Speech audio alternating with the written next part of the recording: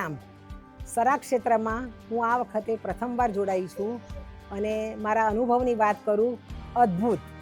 અહીંયા આવ્યા પછી મને એવું લાગ્યું કે આટલા પરિશ્રમ મેં કર્યા એના કરતાં આ પરિશ્રમ મારા એકદમ ઉત્તમ થયા છે।